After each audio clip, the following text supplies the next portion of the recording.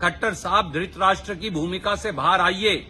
हरियाणा के उन 93,000 लड़के लड़कियों से, हमारे बच्चों से माफी मांगिए। अगर आपने ये नहीं किया तो कर्नाटक के नतीजे आपके सामने हैं। हरियाणा के युवा इकट्ठे होकर आपका भी इसी प्रकार से सफाया कर डालेंगे।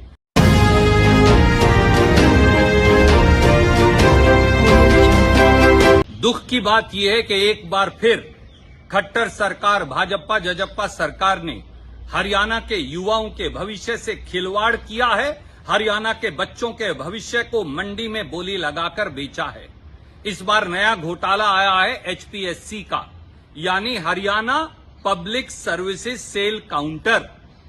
एचसीएस के एग्जाम के दो हिस्से होते हैं, एक प्री एग्जाम, एक मेन एग्जाम। जो क्वालिफाइंग एग्जाम है उसमें 33% मार्क्स अगर कोई बच्चा ले तो वो क्वालिफाइड माना जाता है मेन एग्जाम में बैठने के लिए। पर देखिए भाजपा जजप्पा का पेपर सेट करने का नया तरीका।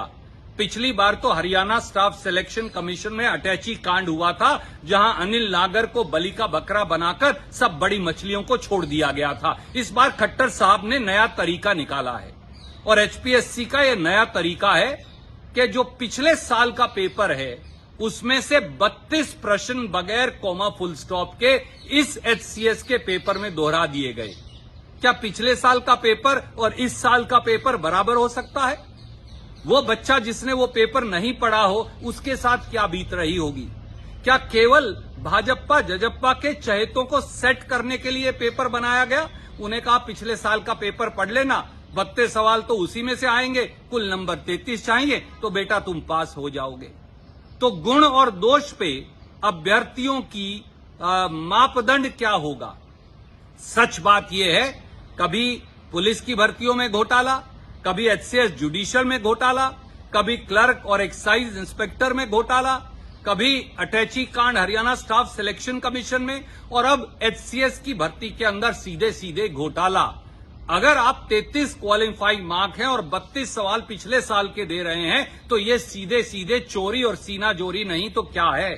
खट्टर साहब धृतराष्ट्र की भूमिका से बाहर आइए और 93,000 बच्चे जो एचसीएस प्री में बैठे थे उनके सवालों का जवाब दीजिए।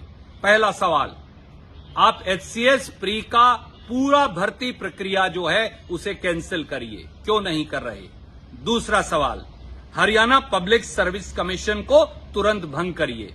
तीसरा सवाल, हरियाणा के उन 93,000 लड़के लड़कियों से, हमारे बच्चों से माफी मांगिए जिनके साथ छल कपट और धोखा एचपीएससी में हुआ है, एचसीएस के एग्जाम में हुआ है। और चौथा सवाल, पिछले 8.5 साल की एचपीएससी और एचएसएससी की कार्रवाई की एक सिटिंग जज से जांच करवाइए।